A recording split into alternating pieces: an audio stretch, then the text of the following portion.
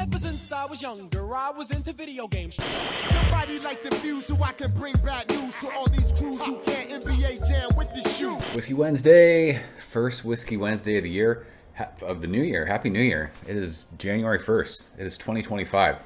We made it, fam. We're going to start the year off right. We're going to drink some awesome whiskey. How do I know this whiskey's awesome? Because I've had it already. I happened upon this bottle Christmas Eve. It is Russell's 15. That's the bottle. This is incredible juice inside this bottle. Christmas Eve, I had to run an errand with my dad. I was not expecting to leave the house, and he asked me if I wanted to go with him to pick up our food that we were having for Christmas Eve. And we had to go to a couple stores, and we stopped by a liquor store.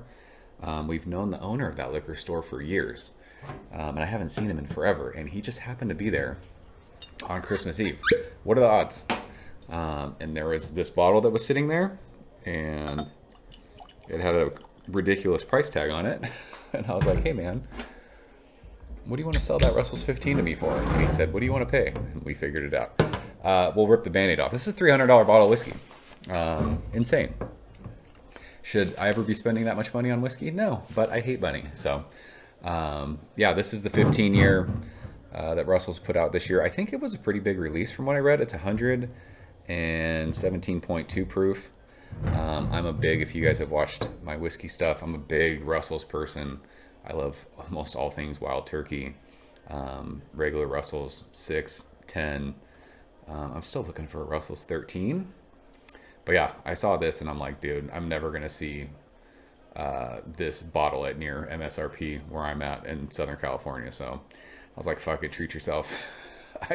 Between this and the EHT barrel proof bottle that I bought for myself over the holidays, it's like, listen, man, you only live once. Can't bring it with you. So yeah, I opened this on Christmas Eve, shared it with my brother-in-law, my dad. We all very much enjoyed it. And I was like, you know what? I should do a video of this just because why not?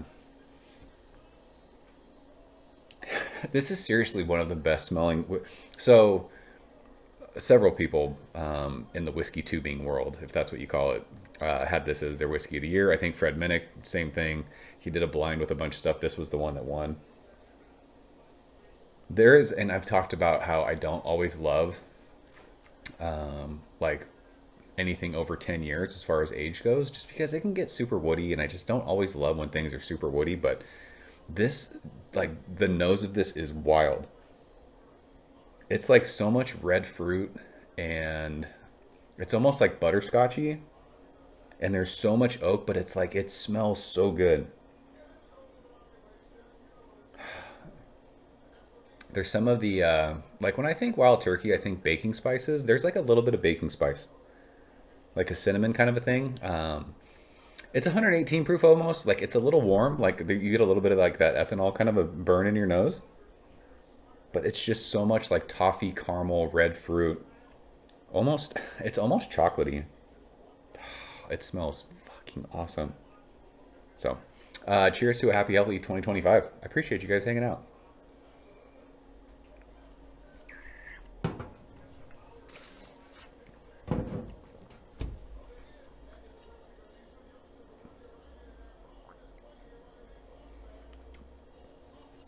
My goodness gracious. Gosh, it's just delicious. It's so oily too. But it's like all that red fruit, like raspberries. It's almost like if you had like a, I don't even know the best way to describe it. It's like those I talked about in one of our beer reviews, like the See's candies I grew up with. We always got the boxes. They were called Nuts and Chews. And there was always, I hated them growing up as a kid. But there'd be like chocolate covered, some sort of like cherry or some sort of like berry fruit. It reminds me of that. It is plenty warm though, on the sides of my tongue, into my chest. Like, you get a nice, I mean, it's 118 proof almost. You get a nice warmth, but it's like so oaky and like without being overly, I don't know. Sometimes I'll drink whiskey that's, 12 year I've had a couple other 15-year bottles where it's just like you're eating toothpicks, and this doesn't feel like that. It just feels super caramely, sugary, red fruit, and just like oak, and the finish is fucking forever. The entire time I've been talking, it's just like still going. It's wild. Again, it's crazy paying this much money for a bottle of whiskey, but this is something I'm going to babysit this. I'll have this bottle for a long, long time, just because I know I'll never find another one even close to MSRP. I think regular MSRP of this was like $250, $275. Secondary right now, these are going for over $500. So this is just one of the things. If you see it around MSRP, I say treat yourself. It's fantastic. That baking spice is there too, like a little bit of cinnamon. Fuck, it's delicious. I mean, I'm not even great at like giving tasting notes when it comes to whiskey. I've only been drinking whiskey for like 3 years. So my palate is limited, but I know, what am I trying to say? I know, like, when something's good, I know it, like, I enjoy it. This is, I mean, I haven't had any, like, the big hitters in the whiskey world, I haven't had, but this is probably the best whiskey I've ever had. It is so freaking good. So, gosh, delicious. So yeah, that's the Russell's Reserve 15-year. This is more than worth your while if you get a chance. Even if you can find somewhere that's doing pours, it's worth experiencing. And if you can find it anywhere near MSRP, I say buy it.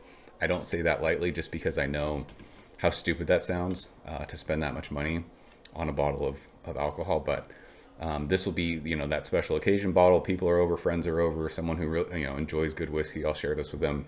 No problem. It's awesome, awesome stuff. So I want to thank you guys again for hanging out in 2024. I'm going to try and do Whiskey Wednesdays every week this year. We'll see if I can stick to that. But yeah, that is it. Appreciate you guys watching. I'll see you soon. Cheers.